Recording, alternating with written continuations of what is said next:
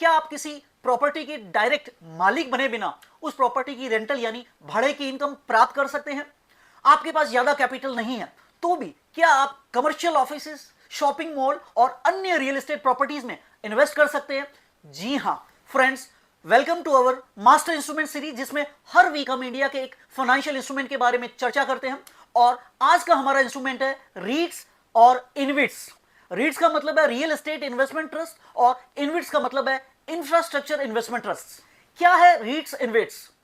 जिस प्रकार mutual fund में डिफरेंट इन्वेस्टर से पैसा पूल में कलेक्ट करके फंड मैनेजर उनके बिहाफ में इन्वेस्टमेंट को मैनेज करते हैं, उसी प्रकार रीट्स और इनविट्स ऐसे बिजनेस ट्रस्ट है जिसमें एक professionally manage trust various investor से पैसा एक पूल में कलेक्ट करके रियल एस्टेट और इंफ्रास्ट्रक्चर के एसेट्स को मैनेज करते हैं। Type of assets: REITs real estate assets को कवर करते हैं जैसे office building, shopping mall, hotel इत्यादि। इनविट्स इंफ्रास्ट्रक्चर एसेट्स को कवर करते हैं जैसे road, power distribution and transmission lines, telecom tower, warehousing इत्यादि। हाउ टू इन्वेस्ट: आपको अगर रीट्स इनविट्स में इन्वेस्ट करना है तो लिस्टेड इक्विटी शेयर्स की तरह ही इनके यूनिट्स आप स्टॉक एक्सचेंज से खरीद सकते हैं। वर्तमान में करीब 10 रीट्स इनविट्स कंपनियां इंडिया में स्टॉक एक्सचेंज में लिस्टेड है।